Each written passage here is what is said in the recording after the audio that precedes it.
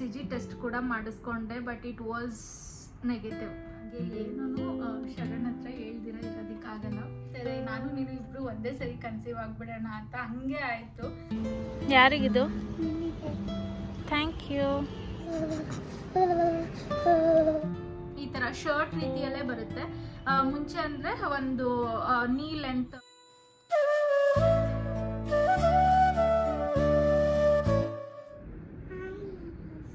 ಜೋರಾಗಿ ಹೇಳ್ಬೇಕು.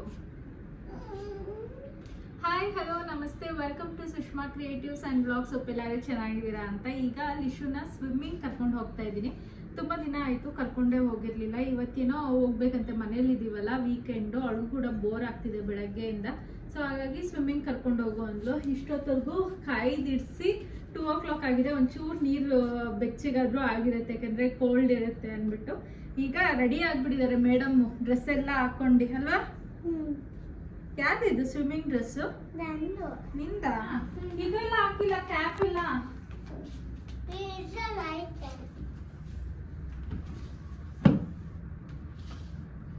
ಇವತ್ತು ವೀಕೆಂಡು. ಅಲ್ಲಿ ಜಾರಿಗೀರ್ ಬಿದ್ಯಾ, ಹುಷಾರು.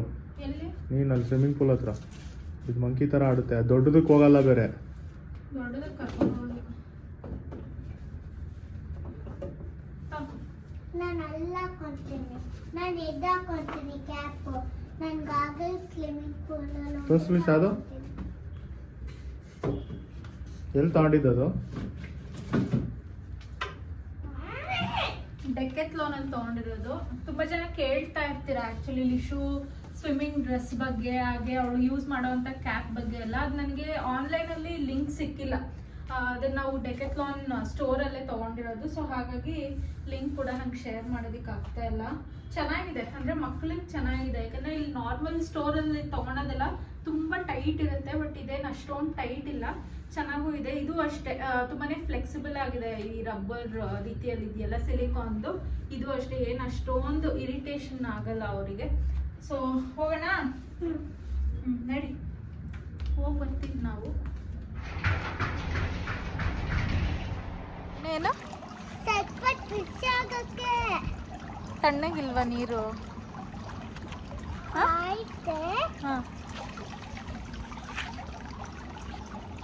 ಮತ್ತೆ ಹೆಂಗ್ ಬಿಸಿ ಆಗುತ್ತೆ ನೀರು?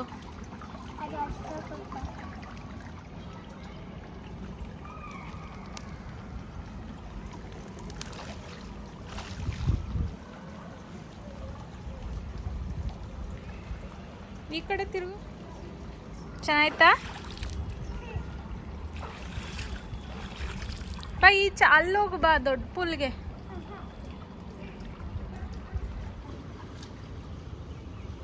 ಯಾರಿಗಿದು? Thank you.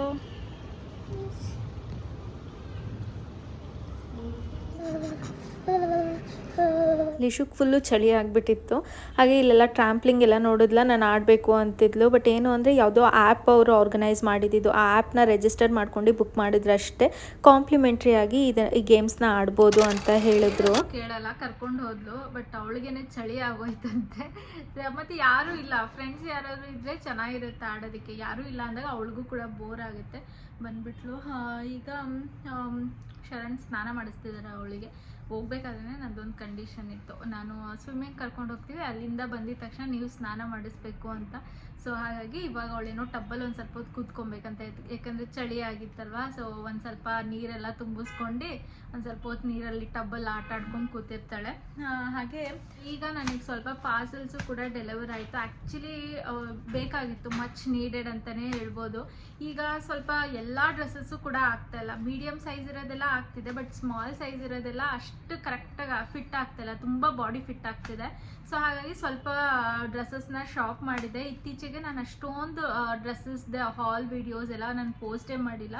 ನನಗೇನು ಅಂದರೆ ಅದೊಂಥರ ಬಟ್ಟೆ ನೋಡಿದ್ರೆ ಆಗ್ತಾ ಇರಲಿಲ್ಲ, ವಾಮಿಟ್ ಬರೋಂಗೆ ಆಗೋದು.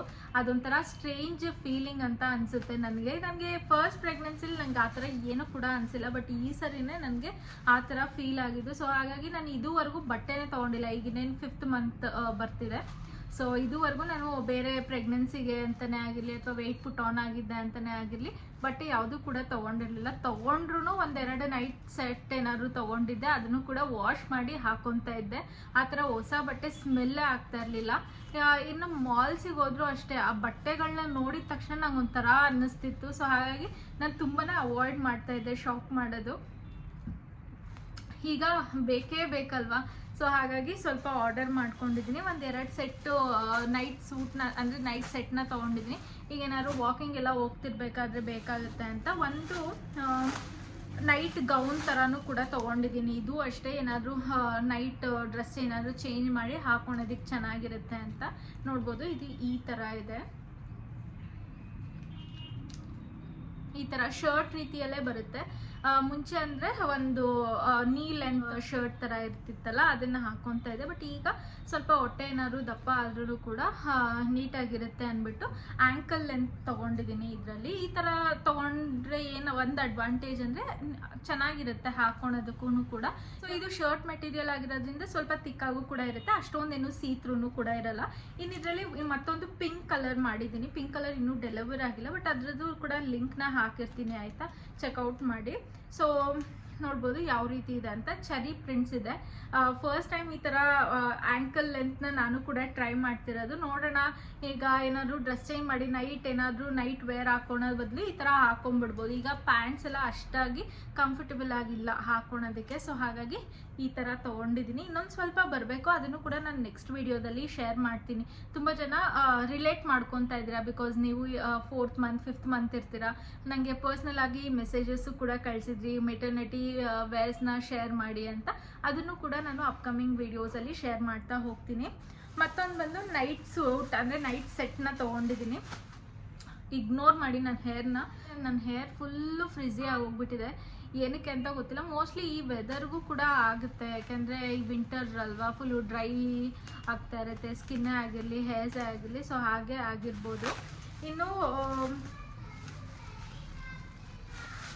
ತುಂಬ ಡಾರ್ಕ್ ಕಲರ್ಸ್ ಬೇಡ ಅನ್ನಿಸ್ತಿದೆ. ಸೊ ಹಾಗಾಗಿ ಪೇಸ್ಟಲ್ ಕಲರ್ಸ್ನ ಪ್ರಿಫರ್ ಮಾಡ್ತಾ ಇದ್ದೀನಿ. ಈ ಥರ ರೀಸೆಂಟಾಗಿ ಒಂದು ಶರ್ಟು ಕೂಡ ನಾನು ಶೇರ್ ಮಾಡಿದೆ, ಬಟ್ ಆ ಶರ್ಟ್ ಇವಾಗ ಆಗ್ತಾಯಿಲ್ಲ, ಟೀ ಶರ್ಟು. ಸೊ ಇದೊಂದು ನೈಟ್ ಸೂಟ್ ಇರಲಿ ಅಂದ್ಬಿಟ್ಟು ಸ್ವಲ್ಪ ಫ್ರೀ ಸೈಜೇ ತೊಗೊಂಡಿದ್ದೀನಿ, ಲಾರ್ಜ್ ತೊಗೊಂಡಿದ್ದೀನಿ. ಸೊ ದಟ್ ಅಪ್ಕಮಿಂಗ್ ಡೇಸಲ್ಲೂ ಕೂಡ ವೇರ್ ಮಾಡ್ಬೋದು ಅಂತ. ಇನ್ನು ಪ್ಯಾಂಟ್ ಬಂದು ಈ ರೀತಿ ಇದೆ, ಫ್ಲೋರಲ್ ಪ್ರಿಂಟ್ ಇರೋವಂಥದ್ದು. ಇದನ್ನೊಂದು ತೊಗೊಂಡಿದ್ದೀನಿ. ಲಾರ್ಜ್ ಸೈಜ್ ತೊಗೊಂಡ್ರೆ ಏನಂದರೆ ಒಂದು ಡಿಸ್ಅಡ್ವಾಂಟೇಜ್, ನಾನು ಶಾರ್ಟ್ ಇರೋದ್ರಿಂದ ಪ್ಯಾಂಟ್ ಲೆಂತ್ ಉದ್ದ ಆಗುತ್ತೆ. ಸೊ ಹಾಗಾಗಿ ಒಂದು ಸ್ವಲ್ಪ ಯೋಚನೆ ಮಾಡಿನೇ ತೊಗೊತೀನಿ. ಹಂಗೂ ಇರಲಿ ಬಿಡು ಪರವಾಗಿಲ್ಲ ಅಂದ್ಬಿಟ್ಟು ಅದೊಂದು ಎಲ್ ಸೈಜ್ ತೊಗೊಂಡಿದ್ದೀನಿ. ಮತ್ತೊಂದು ಮೀಡಿಯಮೇ ತೊಗೊಂಡಿದ್ದೀನಿ, ಇದು ಸ್ವಲ್ಪ ಫ್ರೀಯಾಗೇ ಇರ್ಬೋದು ಅಂದ್ಬಿಟ್ಟು ಇದನ್ನು ಕೂಡ ಇದನ್ನು ನಾನು ಮೀಡಿಯಮ್ ಸೈಜ್ ತೊಗೊಂಡಿದ್ದೀನಿ. ಇದು ನೋಡ್ಬೋದು, ಕಾರ್ಡ್ ಸೆಟ್ ಥರ ಬರುತ್ತೆ, ಅಂದರೆ ಟಾಪು ಮತ್ತು ಬಾಟಮು ಸೇಮ್ ಕಲರ್ ಇರುತ್ತೆ. ಈ ಕಲರು ಕೂಡ ನನ್ನ ಹತ್ರ ಇರಲಿಲ್ಲ. ಮತ್ತು ಇದು ಮುಂದೆಗಡೆ ಬಟನ್ಸ್ ಇದೆ, ಏನಾದರೂ ಫೀಡ್ ಮಾಡಬೇಕಾದ್ರೂ ಕೂಡ ಹಾಕ್ಕೊಬೋದು ಅಂತ ಇದನ್ನೊಂದು ತೊಗೊಂಡಿದ್ದೀನಿ. ನೋಡ್ಬೋದು ಇಲ್ಲಿ ಯಾವ ಥರ ಇದೆ ಅಂತ. ಇನ್ನು ಕ್ವಾಲಿಟಿ ಬಗ್ಗೆ ಮಾತಾಡೋಂಗೆ ಇಲ್ಲ. ಇದನ್ನು ಏನಕ್ಕೆ ನಾನು ಮೀಡಿಯಮ್ ಸೈಜ್ ತೊಗೊಂಡೆ ಅಂದರೆ, ನೆಕ್ ನೋಡ್ಬೋದು ಸ್ವಲ್ಪ ಬ್ರಾಡ್ ಇದೆ. ಒಂದು ತೊಗೊಂಡ್ಬಿಟ್ರೆ ತುಂಬ ಲೂಸ್ ಆಗೋಗ್ಬಿಡುತ್ತೆ. ಯಾಕೆಂದರೆ ನಾನು ಲಿಶು ಪ್ರೆಗ್ನೆನ್ಸಿಯಲ್ಲಿ ಅದನ್ನು ತುಂಬ ಫೇಸ್ ಮಾಡಿದ್ದೀನಿ. ಯಾಕೆಂದರೆ ನಾನು ಲಾರ್ಜ್ ತೊಗೊಂಡು ತುಂಬ ಬ್ರಾಡ್ ನೆಕ್ ಇರೋವಂಥದ್ದು ಅದೆಲ್ಲದನ್ನು ಕೂಡ ಹಾಗಾಗಿ ನಾನು ಈ ಸರಿ ತೀರಾ ಲಾರ್ಜರ್ ಸೈಜಿಗೆ ಹೋಗಲಿಲ್ಲ. ಸೊ ದಟ್ ಶರ್ಟು ಅಷ್ಟೊಂದು ಕಂಫರ್ಟೇಬಲ್ ಆಗಿರಲ್ಲ, ನೆಕ್ಕು ತುಂಬ ಬ್ರಾಡ್ ಇದ್ದರೆ. ಸೊ ನೋಡಿ ಅದನ್ನು ನಾನು ತೊಗೊಂಡಿರೋವಂಥದ್ದು ಬ್ರಾಡ್ ನೆಕ್ಸ್ ಇರೋದೆಲ್ಲ ನಾನು ಮೀಡಿಯಮ್ ಸೈಜ್ ತೊಗೊಂಡಿದ್ದೀನಿ. ಸ್ವಲ್ಪ ಮಾಡ್ರೇಟ್ ಆಗಿರೋ ಅಂಥ ನೆಕ್ಸ್ ಎಲ್ಲ ನಾನು ಲಾರ್ಜ್ ಸೈಜ್ನ ತೊಗೊಂಡಿದ್ದೀನಿ. ಸೊ ಇದಿಷ್ಟು 3 ಡ್ರೆಸ್ಸಸ್ ಡೆಲಿವರ್ ಆಗಿದೆ, ಹೇಳಿದೆ ಅಲ್ವಾ. ಇದು ಇನ್ನೂ ಒಂದು ಆರ್ಡರ್ ಮಾಡಿದ್ದೀನಿ ಪಿಂಕ್ ಕಲರ್, ಅದು ಡೆಲಿವರ್ ಆಗಿಲ್ಲ ಇನ್ನು, ಮೋಸ್ಟ್ಲಿ ನಾಳೆ ನಾಡಿದ್ರಲ್ಲಿ ಡೆಲಿವರ್ ಆಗ್ಬೋದು. ಇನ್ನು ನಾನಿವತ್ತು ವೇರ್ ಮಾಡಿರೋ ಅಂಥ ಕಾರ್ಡ್ ಸೆಟ್ಟು ಕೂಡ ನಾನು ಆನ್ಲೈನಲ್ಲೇ ಬೈ ಮಾಡಿರೋದು. ಅದ್ರದ್ದು ಏನಾದರೂ ಲಿಂಕ್ ಬೇಕು ಅಂದರೆ ನಾನು ಡಿಸ್ಕ್ರಿಪ್ಷನಲ್ಲಿ ಹಾಕಿರ್ತೀನಿ, ಚೆಕ್ಔಟ್ ಮಾಡಿ. ಹಾಗೆ ಈಗ ಅಮೆಝಾನ್ ಸೇಲ್ ಕೂಡ ನಡೀತಿದೆ ಅಲ್ವಾ, ಸೊ ದಟ್ ನೀವೀಗ ಪರ್ಚೇಸ್ ಮಾಡಿದರೆ ಒಂದು ಅಫೋರ್ಡಬಲ್ ಪ್ರೈಸಲ್ಲೇ ಕೂಡ ನೀವು ಬೈ ಮಾಡ್ಬೋದು. ಸೊ ಇದಿಷ್ಟು ಇವಾಗಿನ ಅಪ್ಡೇಟ್. ಲಿಶುಗೆ ಇನ್ನೇನು ಊಟ ಮಾಡಿಸಿ ಸ್ವಲ್ಪ ಟೈಮ್ ಆದರೆ ಮಲಗಿಸ್ತೀನಿ. ಮೋಸ್ಟ್ಲಿ ಅವಳು ಮಲಗಲ್ಲ ಅನಿಸುತ್ತೆ. ಎಲ್ಲರೂ ಈಚೆ ಹೋಗೋಣ ಅಂದ್ಕೊಂಡಿದ್ದೀವಿ, ಸಂಜೆ ಮಾಲಿಗೆ ಎಲ್ಲರೂ ಹೋಗೋಣ ಅಂತ. ಹಾಗೆ ನನಗೆ ಯಾಕೋ ಜೋಳದ ರೊಟ್ಟಿ ಊಟ ಅಂದರೆ ಖಾನಾವಳಿ, ಬಸವೇಶ್ವರ ಖಾನಾವಳಿ ಊಟ ತಿನ್ನಬೇಕು ಅನ್ನಿಸ್ತಿದೆ. ಕೋರ್ಮಂಗ್ಲ ಅಲ್ಲಿದೆ ನಮಗೆ ಹತ್ರ, ಅಂದರೆ ಕೋರ್ಮಂಗ್ಲ ಇಲ್ಲಾಂದರೆ ಜಯನಗರ್ ಅಂತ ಇದೆ. ಸೊ ನೋಡೋಣ ಎರಡರಲ್ಲಿ ಒಂದು ಕಡೆ ಹೋಗೋಣ ಅಂತ ಇದ್ದೀವಿ. ಅದಕ್ಕೂ ಮುಂಚೆ ಎಲ್ಲಾದರೂ ಮಾಲ್ಸಿಗೆ ಎಲ್ಲರೂ ಹೋಗೋಣ ಅಂದ್ಕೊಂಡಿದ್ದೀವಿ. ವಿ ಆರ್ ನಾಟ್ ಶ್ಯೂರ್ ಮಾಲಿಗೆ ಹೋಗ್ತೀವಾ ಇಲ್ವಾ ಅಂತ, ಡಿಪೆಂಡ್ಸ್. ಯಾಕೆಂದರೆ ನನಗೆ ಒಂದು ವಿಡಿಯೋ ಕೂಡ ಈಗ ಅಪ್ರೂವಲಿಗೆ ಕಳಿಸಿದ್ದೀನಿ. ಏನಾದರೂ ಕರೆಕ್ಷನ್ ಹೇಳಿದ್ರೆ ಅವರು ಮಾಲ್ನ ಕ್ಯಾನ್ಸಲ್ ಮಾಡಿ ಬರೀ ಊಟಕ್ಕೆ ಹೋಗ್ತೀವಿ ಅಷ್ಟೇ. ಬಟ್ ಏನಾದ್ರು ಕರೆಕ್ಷನ್ಸ್ ಏನು ಹೇಳಿಲ್ಲ ಅಷ್ಟರಲ್ಲಿ ಅಂದರೆ ಯಾವುದಾದ್ರು ಒಂದು ಮಾಲಿಗೆ ಹೋಗಿ ಲಿಶುಗೆ ಸ್ವಲ್ಪ ಆಟ ಆಡಿಸ್ಕೊಂಡು, ಮತ್ತು ಅವಳು ಖಾನಾವಳಿಲಿ ಏನೂ ತಿನ್ನಲ್ಲ, ಸೊ ಅವಳಿಗೇನಾದ್ರು ಈಚೆ ಏನಾದರೂ ತಿನ್ನಿಸ್ಕೊಂಡು ಆಮೇಲೆ ನಾವು ಖಾನಾವಳಿಗೆ ಹೋಗೋಣ ಅಂತ ಇದ್ದೀವಿ. ಸೊ ಶರಣ್ ರಿಯಾಕ್ಷನ್ ಹೇಗಿತ್ತು ನಾನು ಪ್ರೆಗ್ನೆಂಟ್ ಅಂತ ರಿವೀಲ್ ಮಾಡಿದಾಗ ಅನ್ನೋದನ್ನ ಶೇರ್ ಮಾಡ್ತೀನಿ ಅಂತ ಹೇಳಿದ್ದೆ ಅಲ್ವಾ, ಆ ವಿಡಿಯೋನು ಕೂಡ ಹೋಗಿ ನೋಡ್ಕೊಂಬನ್ನಿ. ಅಂತ ಏನು ಸ್ಪೆಷಲ್ ರಿಯಾಕ್ಷನ್ ಅಂತ ಏನೂ ಇಲ್ಲ, because it was totally planned pregnancy. So ಹಾಗಾಗಿ ಅಷ್ಟು ಸರ್ಪ್ರೈಸಿಂಗ್ ಆಗಿತ್ತು ಅವರಿಗೆ ಅಂತ ಏನೂ ಕೂಡ ಇಲ್ಲ. ಸೊ ಇದರಲ್ಲಿ ಆ ರಿಯಾಕ್ಷನ್ ಬಂದಿತ್ತು, ಅದನ್ನೇ ಈ ವಿಡಿಯೋದಲ್ಲಿ ನಾನು ಆ್ಯಡ್ ಮಾಡಿರ್ತೀನಿ, ಹೋಗಿ ನೋಡ್ಕೊಂಬನ್ನಿ. 4 months ago. ಹಾರ್ಮೋನಲ್ ಇಂಬ್ಯಾಲೆನ್ಸ್ ಇರೋದ್ರಿಂದ ರೀಸೆಂಟಾಗಿ ನಾನು ಥೈರಾಯ್ಡು ಕೂಡ ಟೆಸ್ಟ್ ಮಾಡಿಸಿರ್ಲಿಲ್ಲ. ಸೊ ಅದನ್ನೆಲ್ಲ ಟೆಸ್ಟ್ ತೊಗೊಳೋಣ ಅಂದ್ಬಿಟ್ಟು ಇವತ್ತು ಹೋಗೋಣ ಅಂತಿದ್ದೆ. ಬಟ್ ಬೆಳಗ್ಗೆ ಎದ್ದಿದ ತಕ್ಷಣ ಹೋಗೋದಕ್ಕೂ ಮುಂಚೆ ನಾನು ಒಂದ್ಸರಿ ಪ್ರೆಗ್ನೆನ್ಸಿ ಟೆಸ್ಟ್ ತೊಗೊಳೋಣ ಅಂದ್ಬಿಟ್ಟು ನಾನು ತೊಗೊಂಡೆ. ಮೋಸ್ಟ್ಲಿ ಅಷ್ಟು ಕ್ಲಿಯರಾಗಿ ಕಾಣಿಸಲ್ವೇನೋ, ಬಟ್ ಫೇಂಟ್ ಲೈನ್ ಬಂದಿದೆ. ನಾನು ಇದು ಶರಣ್ಗೆ ಹೇಳೋಣ ಅಂತ ಇದ್ದೀನಿ. ಅವ್ರು ಯಾವ ಥರ ರಿಯಾಕ್ಟ್ ಮಾಡ್ತಾರೆ, ಮೋಸ್ಟ್ ಪ್ರಾಬಬ್ಲಿ ಅಷ್ಟೊಂದೇನು ಎಕ್ಸ್ಪ್ರೆಸ್ ಮಾಡಲ್ಲ ಅವರು, ಬಿಕಾಸ್ ಅವ್ರಿಗೆ ಗೊತ್ತು ನಾವು ಪ್ಲ್ಯಾನ್ ಮಾಡ್ತಾ ಸೂಪರ್. ನಿಜ ಚೂರ ಬಂದೈತೆ. ಇನ್ನ 4-5 ಡೇಸ್ ಇದೆಯಲ್ಲ, ಅದಕ್ಕೆ ಹೆಂಗೋ ಆಯ್ತಲ್ಲ ಬಿಡು. ಇದು ಯಾವತ್ತಾಗೈತಿ? ಇವತ್ತು ಚೆಕ್ ಮಾಡ್ದ? ಇನ್ನ ಪೂರ್ತಿ ಡಾರ್ಕ್ ಆಗ್ಬೇಕಲ್ವಾ? ಇದು ಸ್ಯಾಟರ್ಡೆ ಟೆಸ್ಟ್ ತಗೊಂಡ್ರೆ ಆಗುತ್ತೆ. ಬಟ್ ಲಿಶುದಕ್ಕೂ ಹಿಂಗೆ ಬಂದಿತ್ತಲ್ಲ ನಮ್ಗೆ 4 ಡೇಸ್ ಮುಂಚೆ. ಇಲ್ಲ 4 ಡೇಸ್ ಮುಂಚೆ ಮಾಡಿದ ಇದೇ ತರ ಇತ್ತು. ಆಮೇಲೆ ಎಕ್ಸಾಕ್ಟ್ ಆ ಡೇ ಮಾಡಿದಾಗ ಫುಲ್ ಡಾರ್ಕ್ ಆಗಿ ಬಂದಿತ್ತು. ಹಿಂಗ ಅನ್ನಿಸ್ತೈತೆ. ಈಗಲೇ ಏನೇನೋ ಇದು ಹೋಗ್ಸಿಕೊಳ್ಬೇಡ, ಇನ್ನೊಂದ್ಸತಿ ಟೆಸ್ಟ್ ತಗೊಳ್ಳೋಣ. 4 ಡೇಸ್ ಆದ್ಮೇಲೆ ಹೇಳಿದಾರೆ ತಗೊಳ್ಳೋಣ ಅಂದ್ಬಿಟ್ಟು ಇಬ್ರು ನೀನು ನಿಮ್ಮ ಫ್ರೆಂಡ್ ಪಕ್ಕ ಬಿಟ್ಟಿಕೊಂಡ್ರಿ. ಹೌದು, ನಾನು ನನ್ನ ಫ್ರೆಂಡು ಇಬ್ರು ಒಂದೇ ಸರಿ ಪ್ರೆಗ್ನೆಂಟ್ ಆಗಿದ್ವಿ. ಅವಳಿಗೆ ಒಂದು 3 ಡೇಸ್ ಬ್ಯಾಕೇನೋ ಅವಳದು ಕೂಡ ಪಾಸಿಟಿವ್ ಬಂದಿದೆ. ಸೊ ನಾನು ಹೇಳ್ತಾ ಇದ್ದೆ, ನಾನು ನೀನು ಇಬ್ರು ಒಂದೇ ಸರಿ ಕನ್ಸೀವ್ ಆಗಿಬಿಡೋಣ ಅಂತ. ಹಂಗೆ ಆಯಿತು. ಸೊ ಬೆಳಗ್ಗೆ ಅವಳಿಗೂ ಕೂಡ ಫಸ್ಟ್ ಅವಳಿಗೆ ಕಳಿಸಿದ್ದೆ, ಇದು ನೋಡು ಈ ಥರ ಬಂದಿದೆ ಅಂತ. So finally happy. ಬಟ್ ಇದಿನ್ನೂ ಡಾರ್ಕ್ ಆಗಿ ಬರಬೇಕು, HCG ಲೆವೆಲ್ ಇನ್ಕ್ರೀಸ್ ಆಗಬೇಕು. ಸೊ ಆಮೇಲೆ ಎಲ್ಲರಿಗೂ ಹೇಳೋಣ ಅಂತ ಇದ್ದೀವಿ. ಇದು ಶರಣ್ಗೆ ಹೇಳ್ದಿರ ಇರೋದಕ್ಕಾಗಲಿಲ್ಲ, ನನಗೆ ಬೆಳಗ್ಗೆಯಿಂದನೇ ತಡೆಯೋದಕ್ಕಾಗಲಿಲ್ಲ. ಅವ್ರಿಗೆ ಹೇಳ್ದಿರ, ನಾರ್ಮಲ್ ಆಗಿ ಅವ್ರಿಗೇನು ಹೇಳ್ದಿರ ನಾನು ಮಾಡೋದು ಇಲ್ಲ. ಬಟ್ ಬೆಳಗ್ಗೆಯಿಂದ ನಾನು ಮಾತಾಡ್ದಿರ ಇದ್ರ ಬಗ್ಗೆ ತಡ್ಕೊಂಡಿದ್ದೆ, ಸೊ ದ್ಯಾಟ್ ವಿಡಿಯೋ ಮಾಡ್ಬೋದು ಅಂತ. Somehow happy. ಸೊ ನೋಡಿದ್ರಲ್ಲ ಶರಣ್ ರಿಯಾಕ್ಷನ್ ಹೇಗಿತ್ತು ಅಂತ. ಬಟ್ ಆ ರಿಯಾಕ್ಷನ್ ಆದಮೇಲೆ ಇಟ್ ವಾಸ್ ಲೈಕ್ ಟೋಟಲಿ ಬ್ಯಾಡ್. ನನ್ನ ಮೂಡ್ ಆಫ್ ಆಗೋಯ್ತು. ಏಕೆಂದರೆ ಅದಾಗಿ 1-2 ಡೇಸಿಗೆ ನಾವು ಟ್ರಾವೆಲ್ ಕೂಡ ಮಾಡಬೇಕಿತ್ತು. ಹಾಗಾಗಿ ಕನ್ಫರ್ಮೇಷನ್ ಇರಲಿ, ಯಾಕೆಂದರೆ ತುಂಬ ಲೈಟಾಗಿ ಬಂದಿತ್ತು ಅಲ್ವಾ.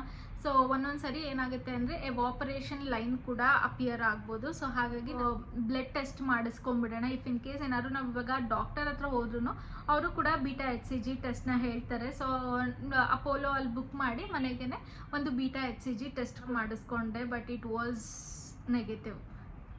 ನೆಗೆಟಿವ್ ಬಂದು ಹೇಗೆ ಪಾಸಿಟಿವ್ ಆಯಿತು ಅನ್ನೋ ನಾನು ನನ್ನ ನೆಕ್ಸ್ಟ್ ವಿಡಿಯೋದಲ್ಲಿ ಶೇರ್ ಮಾಡ್ತೀನಿ. Stay tuned. ಹೋಪ್ ನಿಮಗೆ ಈ ವಿಡಿಯೋ ಇಷ್ಟ ಆಗಿದೆ ಅಂದ್ಕೊತೀನಿ. ವಿಡಿಯೋ ಇಷ್ಟ ಆಗಿದ್ರೆ ಪ್ಲೀಸ್ ಲೈಕ್ ಮಾಡಿ, ಶೇರ್ ಮಾಡಿ, ಸಬ್ಸ್ಕ್ರೈಬ್ ಮಾಡಿ. Thank you for watching. Bye.